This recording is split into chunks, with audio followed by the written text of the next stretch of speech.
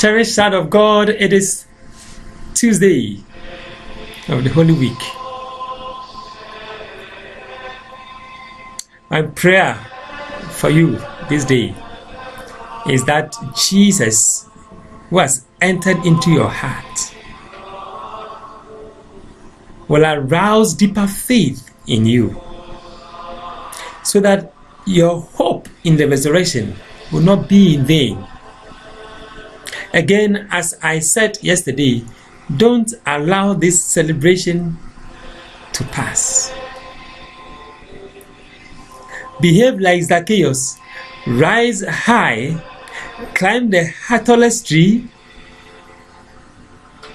high up, and allow Jesus to notice you. Forget about the number of Catholics in the Ajas of Accra, in Kumasi, Cape Coast, wherever you find yourself. Forget about the number of your family members.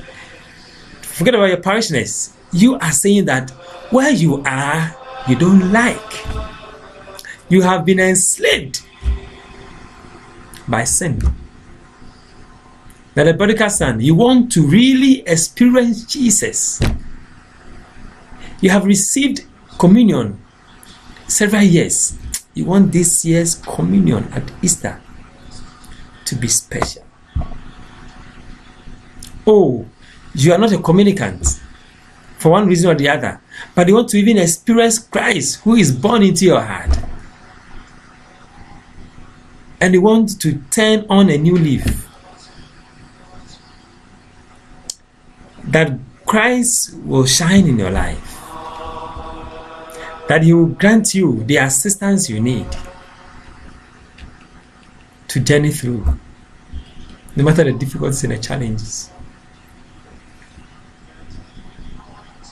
And so today, I want us to reflect on the gospel, again from John.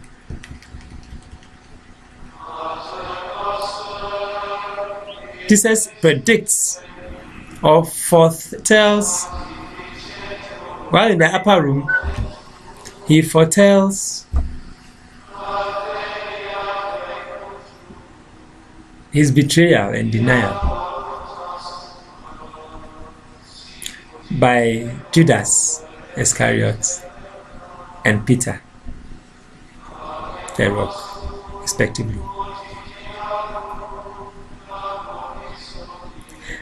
Beloved, we want to associate ourselves with the characters. Are you already in the upper room? Christ gathered with the disciples in the upper room. Nobody was late. Make sure you don't miss Mass. Make sure you don't miss the beginning of Mass. Possessed with Christ in the person of Father. Possessed with Him in faith. Go to church at least 10 minutes before. Pray. And tell Jesus you want to journey with Him. You don't want to repeat the mistakes of Judas and Peter.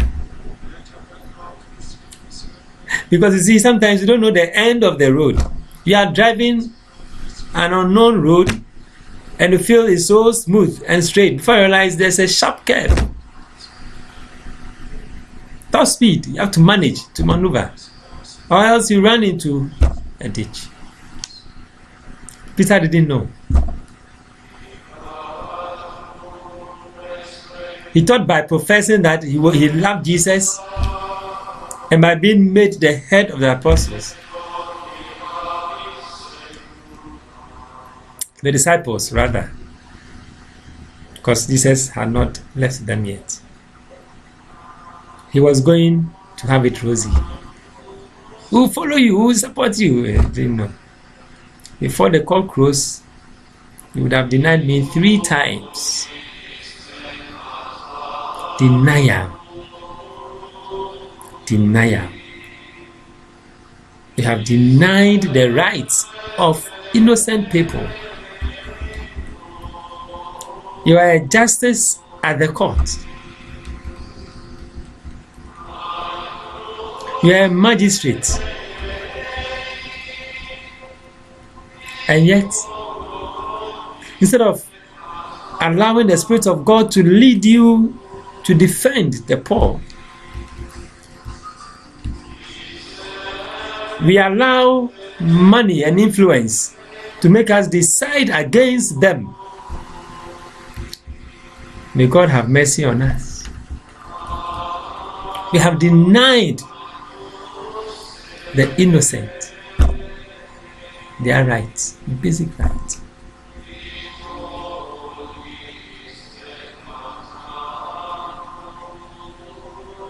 We have denied children from coming to Christ. Even as a church, we put them somewhere. I thank God that Bishop is always conscious of the fact that he promotes that children should be given first place. Let the children come to me. Do not prevent them. You shouldn't deny them the grace of God. Lead your son, your child, your grandchild to the tabernacle and teach her to kneel down, teach him to kneel down and pray. Denial is painful. When you are at the receiving end, it is painful.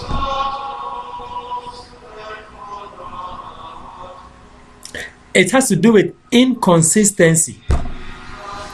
Because we expect that the person who denies should know better. And it comes from no person, no less a person than the rock.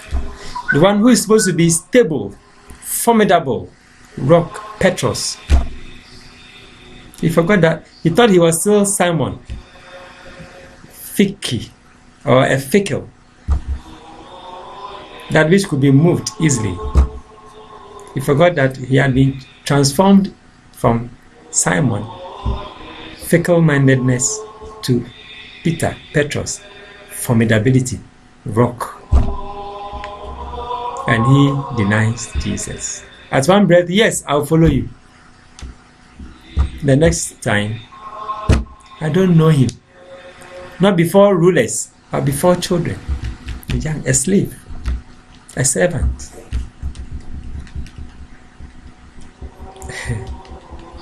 Beloved,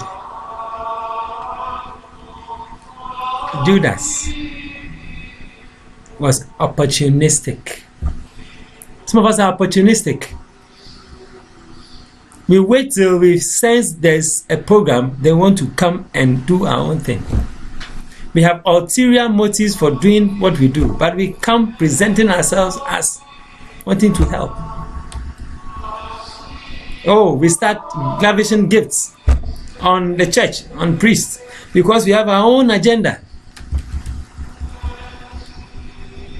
That is being opportunistic.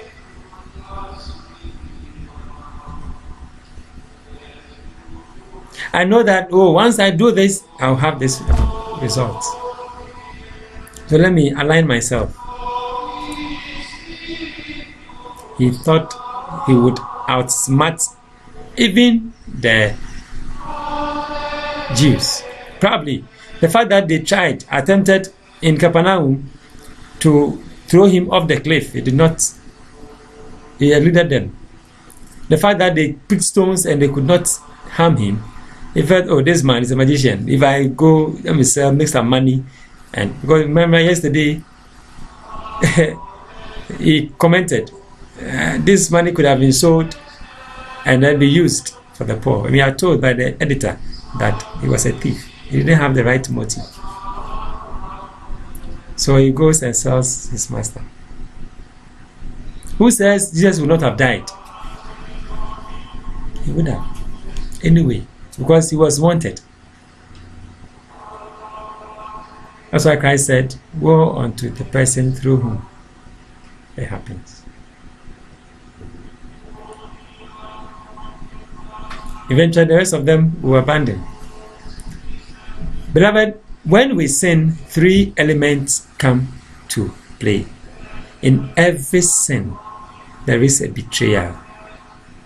You betray God, you betray your husband, you betray your wife, you betray your son, your child, you betray your friend. Whenever we sin, you go and take another woman when you are married, you have betrayed your home, matrimonial home. That sin is serious because you would have betrayed Jesus. You went to him, you lighted the candle, you made your vows to him, you have betrayed him. If I do the same as a priest, I defile myself, not only myself, I have betrayed Jesus. My vows to the Lord I will fulfill before his people. Precious in the eyes of the Lord is the death of his faithful. That's what the Psalm says, Psalm 1:6. So marriage, holy matrimony, holy orders. Once we go outside of our domain, you have betrayed God. You betray, in the case of marriage, you betray your spouse. You have children, you have betrayed them because the love you would have shown your children, that time you would have apportioned for your children, taking care of them. You'd been roaming with that woman, with that man. It's a betrayer. You betrayed their love for us. So that is the level. There's also a denial because you have denied God his place. You have denied your spouse his place. You have denied the church his place. It's her place. You have denied your children their place.